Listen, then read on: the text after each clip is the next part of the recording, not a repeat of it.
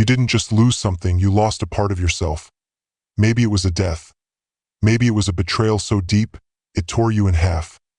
Maybe it was you, the old version that will never come back. Whatever it was, grief didn't knock. It broke in. And it didn't come to visit. It came to bury you. And here's the truth no one dares to say out loud. Most people don't survive it. Not really. They keep breathing, they keep smiling. But something inside never comes back. But what if I told you that buried inside your grief, beneath the ashes and broken pieces, is the very power you've been chasing your whole life? Carl Jung called it the shadow, the darkest part of you, the part society told you to fear, but also the part that can rebuild you from fire. Most people run from grief, but you're going to walk into it, not to suffer, but to rise. Because here's the forbidden truth. If you can face grief, truly face it, you become untouchable. Now listen carefully, because what I'm about to tell you, you were never meant to know. You see, grief isn't just about loss, it's a confrontation with the lie you lived before, the illusion of safety, the fantasy of permanence. Grief is the sword that cuts through that illusion. It strips you naked, takes your armor, leaves you in the wilderness, alone, exposed, trembling. But that's where the real transformation begins. Let me take you into the first truth. Point 1, so heavy, most will reject it. Grief is not your enemy. It is your initiation. Think of every hero you admire. Marcus Aurelius lost nearly all his children. Nietzsche was abandoned by sanity itself. Jung? He broke down completely. He called it his confrontation with the unconscious. And during that time, he walked a razor-thin edge between madness and rebirth. You felt it too, haven't you? The nights that stretch for centuries. The weight in your chest that won't let you breathe. The voice that says, you'll never be whole again. And maybe you believed it. But what if that voice was only the threshold, the gatekeeper of a deeper self? See, Carl Jung knew something terrifying and powerful. Until you meet your shadow, until you shake hands with your grief, you are not a whole human being. You are a half-built fortress, waiting to fall at the next storm. Your grief. It's not a sign of weakness, it's proof that you loved, proof that you felt. But more than that, it's the beginning of your becoming. Because here's the second forbidden truth. Grief breaks the false self so the true self can rise. The world taught you to keep moving. To be strong. To act like nothing happened. But that's a lie designed to keep you obedient. To keep you numb, manageable, small. And grief, it shatters all that. You start asking questions. Dark ones. Real ones. Who am I without them? Why does this pain feel endless? What if the version of me that died was never real? These aren't signs of madness. These are signs of awakening. But here's the catch. Most people can't handle this awakening. They medicate it. They distract it. They drown it in cheap pleasures or fake spirituality. Because real grief, real transformation, requires you to sit in the fire and not run. You want power? Sit with your pain. Look it in the eyes. Let it hollow you out until there's nothing left to hide behind. Only then do you see what's underneath it all. Not a victim. Not a broken soul. But something ancient and indestructible. Jung said, one does not become enlightened by imagining figures of light, but by making the darkness conscious. He wasn't being poetic, he was warning you. You cannot transcend what you refuse to touch. This is your moment. You can either numb it and become a ghost. Or walk through it and become a warrior. But beware, grief is not linear. It's not something you get over. It's a spiral, a labyrinth, and some never make it out. Why? Because they never accepted the secret, the one you're about to discover. Your grief is a door, not a prison, but only if you choose to walk through it, and the door is always locked from the inside. There's a hidden language in grief, one that speaks not to your ears, but your soul. And if you can decode it, you unlock more than healing. you unlock mastery. Not just over pain, but over life itself. Are you ready to see what's on the other side?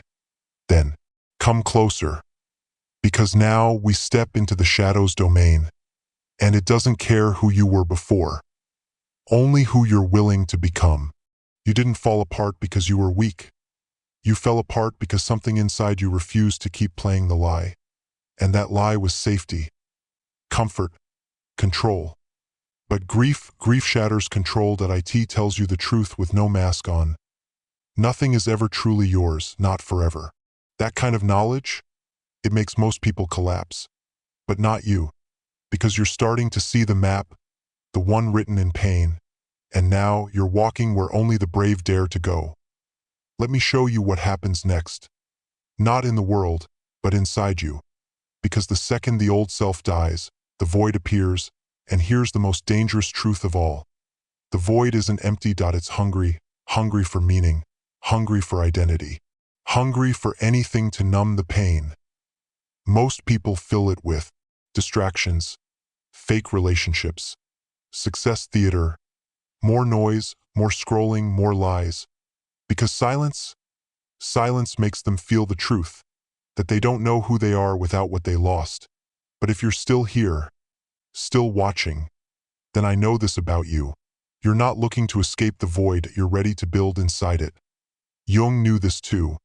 After his psychic collapse, he isolated himself in a small tower by the lake. He carved stones by hand, wrote in red ink like a man possessed, not to impress anyone, not for legacy, but to survive his own shadow. He called it active imagination.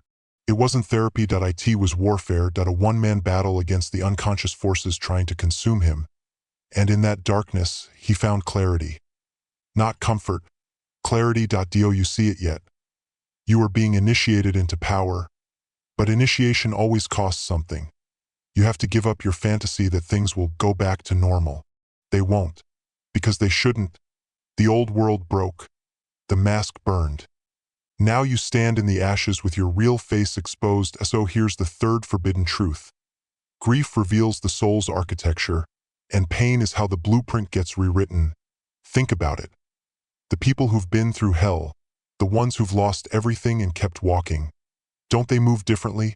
It's not arrogance. It's not detachment. It's knowing that they've seen behind the curtain, that they've died 1,000 invisible deaths. And they came back without needing the world's approval. That's the edge you feel forming in yourself right now. Not bitterness, but sovereignty. Let me tell you a story. There was a man who lost his wife suddenly. No warnings. No signs. Just gone. For weeks, he didn't speak. He locked himself away, refusing food, light, people. Everyone told him to get therapy, to move on, to be strong for the kids. But he did something different. He went into the mountains alone. He screamed until his voice broke. He wept until he collapsed. He spoke to the night like it was a god. And when he came down, he didn't smile. He didn't heal. He transformed. He built a foundation for men to process grief in silence and fire. Not through cliches, but through ritual, through truth, through facing the pain head-on, like Jung did. And now, men from around the world travel to him. Not because he's perfect, but because he walked the fire and lived to guide others through it. That's the energy you're channeling now. Not survival strategy. Because grief, when faced, turns you into a mirror. Not everyone will survive your reflection.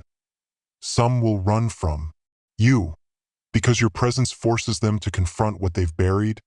But the right people, the ones who are meant to find you, they'll feel it instantly. The gravity of someone who's been broken and rebuilt themselves in secret.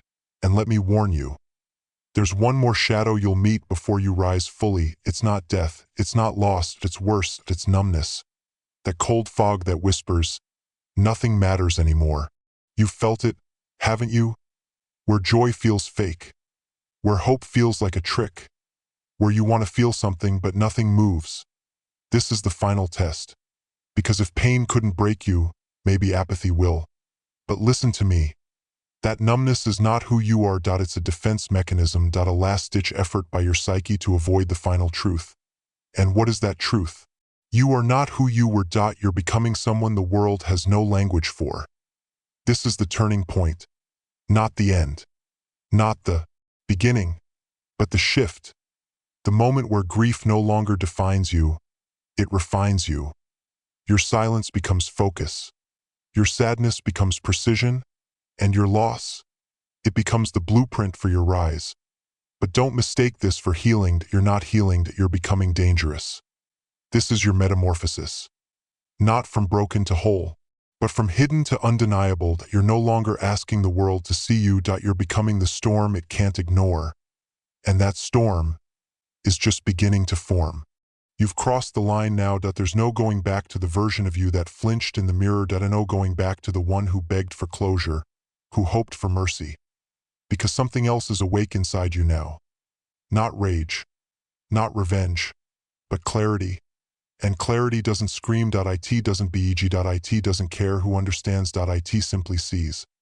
You see how people hide behind routines to avoid the truth. You see how the world medicates itself with fake dreams, fast pleasure, and shallow noise. You see the mask they call strength, smiling when they're dying inside, performing confidence while drowning in regret, saying I'm fine when their soul is starving. And you're done with it.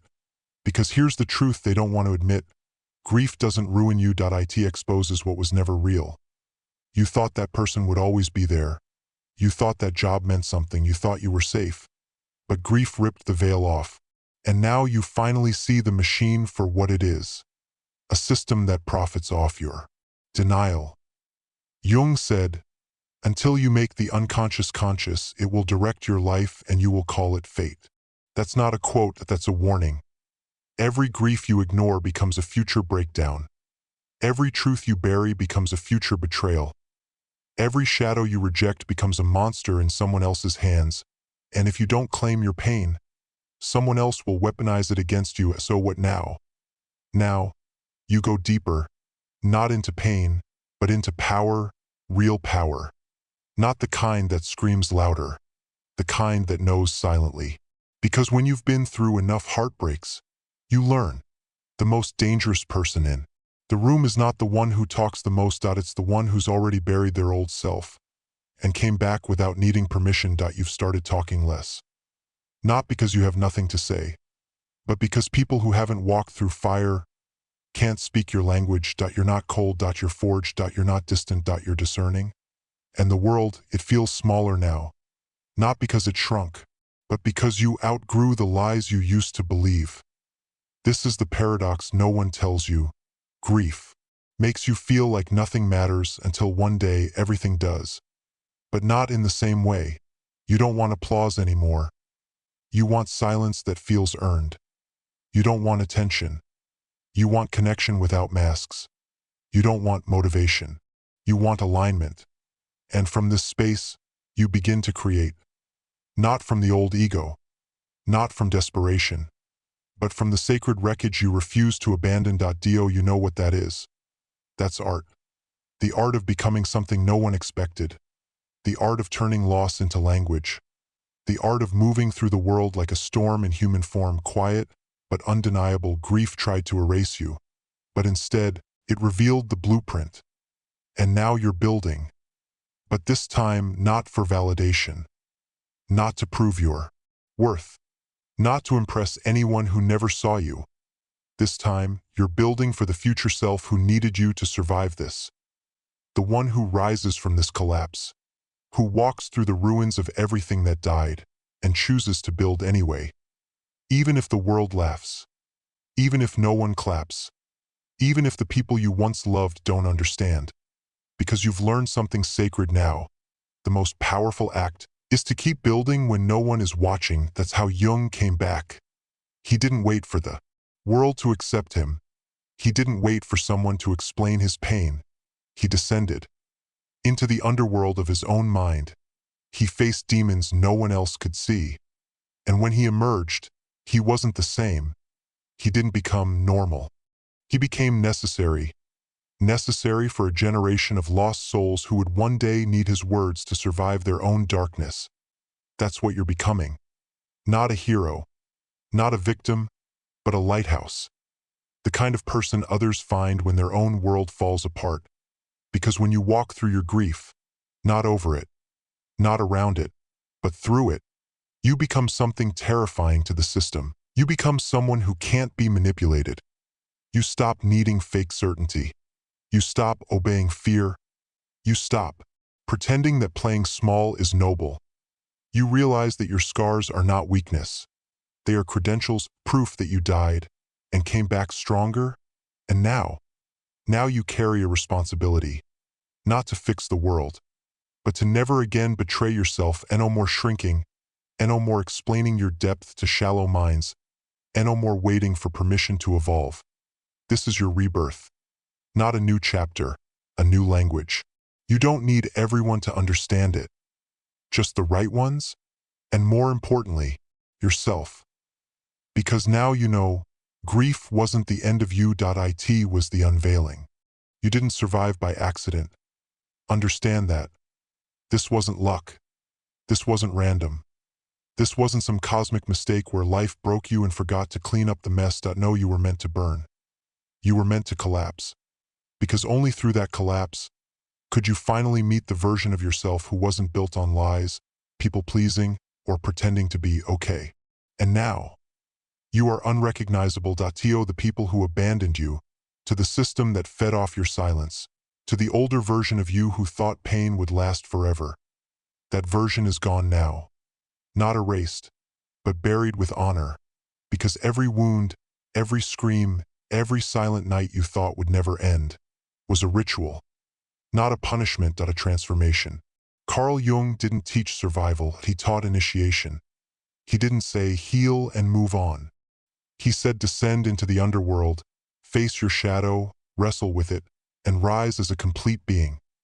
Because grief isn't just sorrow, it's sacred alchemy. It's the fire that melts your false identities. It strips you of ego, pride, pretense, until all that's left is what's real. And most people, they run from it. They run to distractions. They run to relationships they don't respect.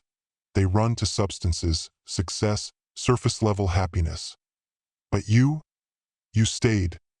You stood in the ruins, and you dared to ask the forbidden question, what is this pain trying to teach me?